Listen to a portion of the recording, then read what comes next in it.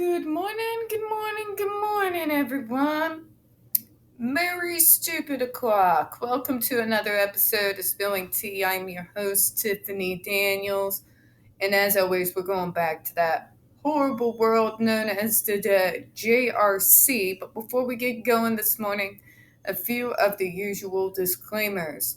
First off, you are going to find the link to this investigation done by the New York State Department of Education in 2006 in the wake of the case of Evelyn and Antoine Nicholson versus the JRC and Freeport School District right there in the description box, along with the other pertinent links to the Stop the Shocks campaign, including Autistic Hoya's massive archive on the subject, the templates, folks sign your name, click on your senator, takes less than 2 minutes. We are trying to end improper restraint, seclusion, and adversive therapies in all schools. It does kill people every year. Any ever-present, self-explanatory change.org shut the Judge Rotenberg Center down petition.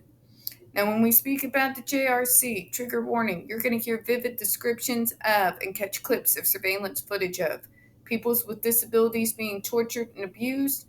If you have young children present, please, folks, use your headphones. Now, if you have no idea what in the world I am talking about when I mention the Judge Rotenberg Center, and you're wondering what in the world am I even going on about, please go into the description box. There are tons of links there to get you up to speed, all right? Okay, now, also, it is 3:19 a.m., stupid o'clock a.m. in the morning. So, if I stumble over any of my words, or stare off into space, or if I let off just a rain of explicitives, my apologies, folks, in advance, alright? Now, we're going back to where we left off yesterday. Findings.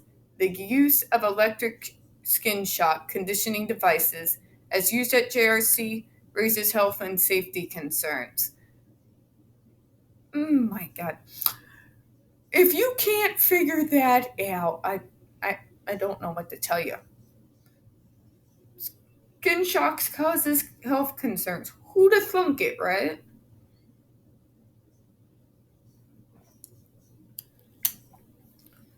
Whoever hadn't figured that out yet needs the Darwin Award. Just saying. So, moving on. In addition to the GED, JRC uses an additional form of electrical circuitry that automatically administers a series of adversive skin shocks as soon as a behavior is initiated. I didn't know that a machine could tell the difference between an appropriate or non-appropriate behavior. Creepy. This device is not activated by a staff person and continues until the behavior stops, or so they say. Excuse me, but since when are we letting machines think about when it's okay to torture someone? Like, I don't need this kind of sci-fi monstrosity on top of the other monstrosities already going on at this place. Should the student fall, for example, after getting out of his or her seat, the student would continue to receive electric shocks. Good God. Right? Yeah. Like having such a device could never go wrong. As stated previously, NYSED could not find evidence that this automated electric shock device has been approved or cleared for marketing by the FDA. Well, New York State, I can clear that up for you. The only device that the FDA has ever cleared is the GED 1. It has not approved of the GED 3A or the 4, and they sure as hell has not approved of this automatic GED. That I can promise you. We have it in court documents. Don't believe me? Again, check the description box. I always back up my claims with the evidence, folks. Unlike some claimless one. Sorry. Allergies, right? Since the GED has been modified in intensity and duration from other similar devices on the market, and there is a lack of peer reviewed research on the effectiveness and safety of the GED as used at the JRC, NYSED has concerns regarding the long term health and safety of the students, particularly those students who may receive multiple electric shocks as part of their behavior plans. I would hope so. I would hope so. Despite the safety warning of the GED device that the GED should not be allowed to become wet or submerged in water, it was reported by JRC staff that for some students the GED device remains on them while they take a bath or shower. Thank you. Does that make any coherent sense to anyone? You got the warning label, but the court orders this for them to wear it in the shower. It's like,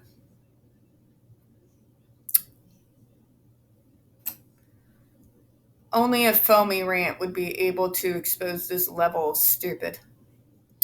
Student records verified this, and one student interviewed stated that she had been burned by the GED device while taking a shower.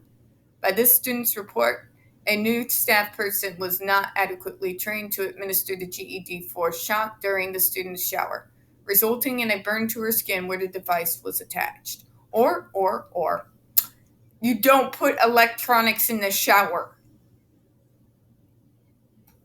God. Does nobody have any common sense?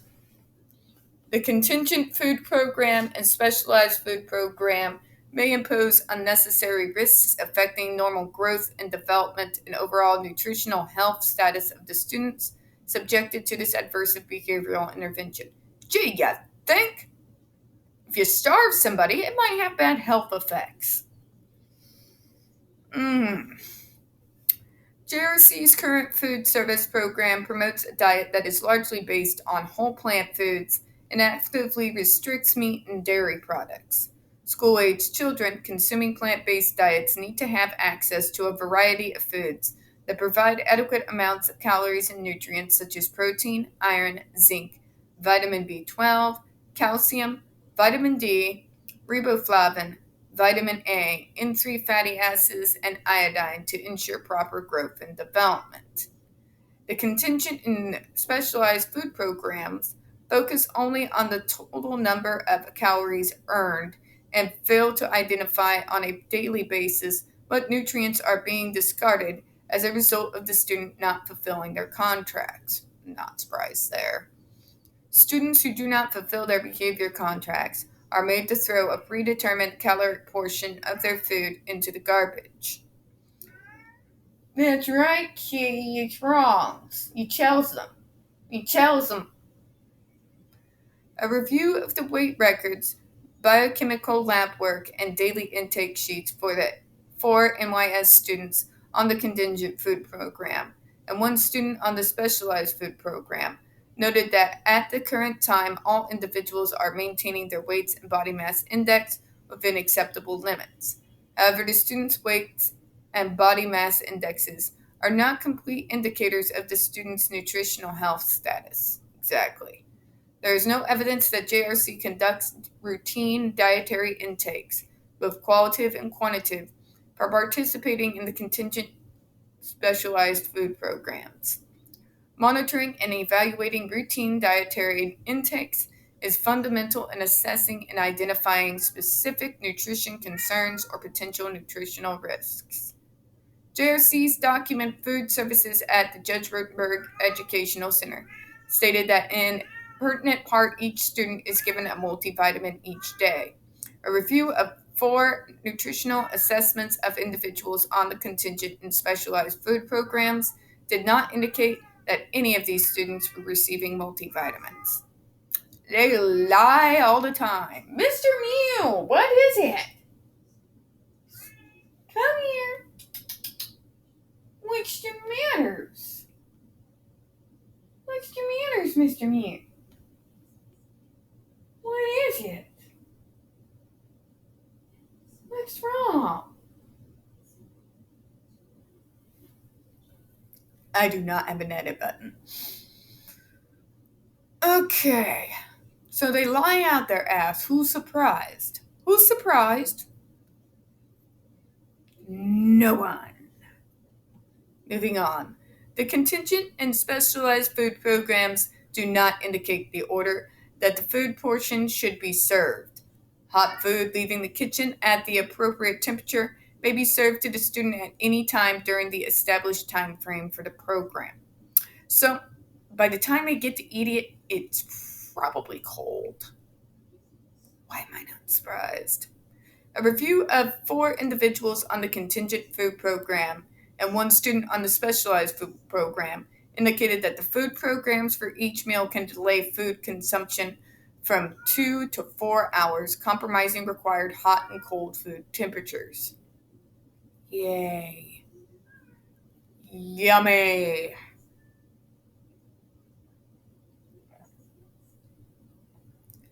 JRC is receiving federal funds to administer the National School Lunch and School Breakfast Program that are not properly payable. JRC did not have adequate documentation to support that all meals served at the school met the minimum standards established by the United States Department of Agriculture, USDA. We have notified John Magnarelli, Director of the Special Nutrition Programs for the USDA's Northeast Regional Office, of this finding. He informed NYS that he has instructed the MDOE to formally notify JRC and request that they comply with the federal meal pattern requirements immediately. Findings. The education program is organized around the elimination of problem behaviors, largely through punishment, including the use of delayed punishment practices. Remember when the Judge Bernstein sat there and tried to convince us that they do not punish in a delayed manner anymore? Bullshit. Complete bullshit. As we found out with the ongoing case with Miss Villa versus the JRC.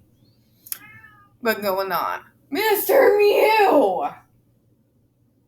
Stop! Stop it. Sorry. The education program is organized around the elimination of problem behaviors, largely through punishment. Yeah, okay, we already read that. JRC's Director of Clinical Services stated that less than 10% of the enrolled students are receiving a reinforcement-only program. JRC's positive-only intervention includes a token system in which students are awarded tokens for the absence of exhibiting targeted behaviors and negatively reinforced by the removal of tokens or privileges for behaviors. It was observed that tokens are not awarded for exhibiting positive, appropriate alternative behaviors. I'm not surprised. They can't even keep up with their own goddamn programs. How's that for interesting? Students with a reported history of harm to self or others are, prior to court approval for the use of the Level 3 adversive behavioral interventions, often excluded from participating in the classroom and placed in conference rooms as means to control targeted behaviors. Some of these students were observed to be fully restrained in restraint chairs and wearing movement-limiting helmets. So they haven't even done anything. They have literally just showed up. And we're gonna do this to you. Wow. 1 student left the school building in full restraint, hands and feet restrained with Velcro straps in a restraint chair, clearly agitated and upset, as one gets when you do nothing wrong and get completely immobilized. A return to the following morning, carried to the conference room, fully restrained in what appeared to be the same chair. Good God. So not only have they done that, but they've left him in that chair for 24 hours. And he hasn't even done anything? Wow. How can anyone defend this place? It was reported by JRC monitoring that the conference room said students can spend the entire day in the small room restrained if necessary, only to be slowly released as they feel the target behaviors are decreasing in intensity. But he hasn't done anything yet. You literally just got him. It's a brand new student. You immediately slammed him in the restraint chair and left him in there for 24 hours. And then you're going to sit there and tell these investigators that you will slowly remove the restraints as long as the target behaviors have stopped. They haven't had any. They just showed up. Good God. It was observed that some of the students placed in conference rooms were not exhibiting any inappropriate behaviors or playing video games and or completing worksheets.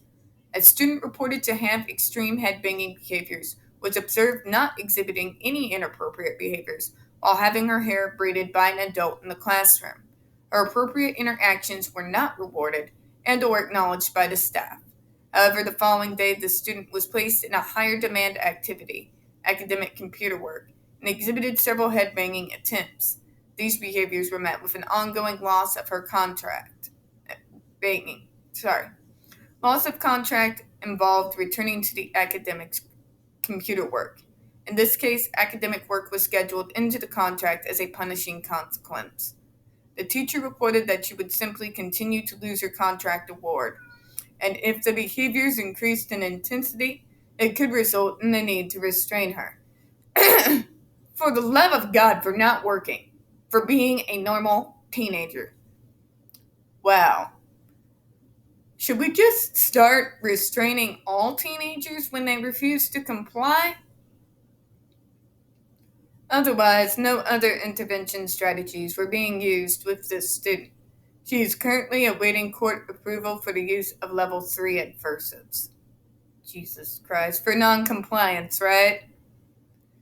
It was observed that the behavioral program for one student, not on a GED, consisted solely of alternating her between the demand setting, couch, and TV, to a situation of higher demand, academic computer work, which consistently resulted in aggressive behavior and her being placed in a restraint chair and helmet. Clinicians do not conduct routine preference assessments. Therefore, the effectiveness and or motivational value of some of the reinforcers used with students is diminished and coincides with JRC's limited emphasis on the importance of positive reinforcement. Mr. Mew, stop! Stop yelling! What the hell, cat? Stop! Kill me. Okay, so moving on.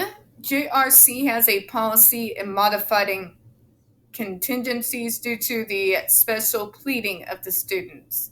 Part of the treatment program for students involves deliberately setting up unfair or mistaken directions or decelerative application of skin shock with a GED device consequences for the students. The student is expected to handle these unfair situations successfully and not plead or appeal to a psychologist or clinician regarding his or her treatment. You're conditioning them to just accept torture. What the fuck? Life isn't fair. No, there's a difference between life not being fair and you all being fucking monsters. Tells them you. Yes, I know, you want attentions.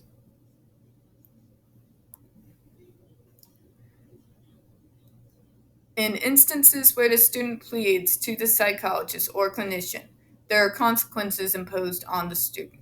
So when they complain about their unfair treatment and being tortured, they're then tortured some more. JRC reported that 4 NYS students are approved for the multiple application GED.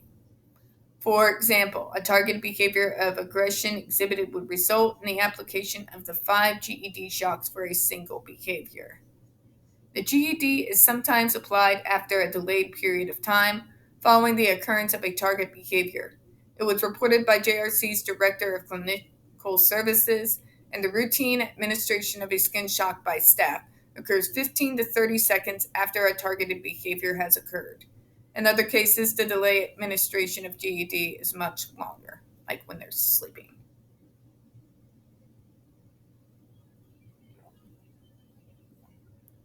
The use of camera monitoring allows for delayed punishment.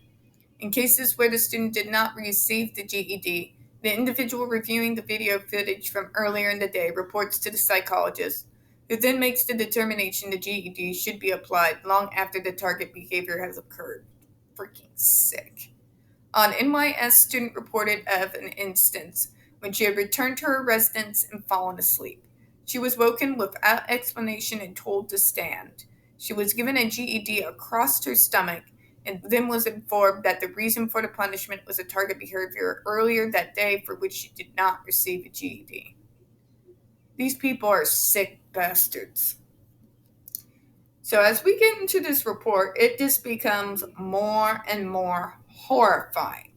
And it also exposes lie after lie after lie after lie that the JRC has tried to pass off as truth. This is what I was hoping to see: a private, outside, out of state investigation looking into what is actually going on. And this report has caught the JRC up in more lies than I have ever seen before.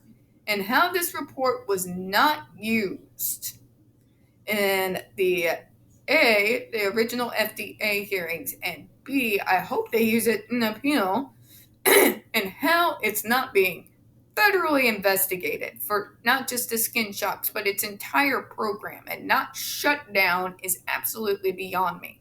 How it has not been raided just blows my mind. This is what we're up against, folks. These are sick fuckers. And this school should have been closed down a long time ago when the first student died. And on that note, we're going to go ahead and close out this morning. We don't get very many views on this channel, especially on this subject. The few that we do get do tend to get removed from time to time. So folks, please don't forget to hit that like button. Hit subscribe. Don't forget to hit the comments. Feed that algorithm. I do appreciate your time this morning. And as always, we here at Smelling Tea hope you have a good one. Bye-bye. And happy Saturday. Lucky. You're all lucky. Lucky bastards, you get to have normal weekends. Bye-bye.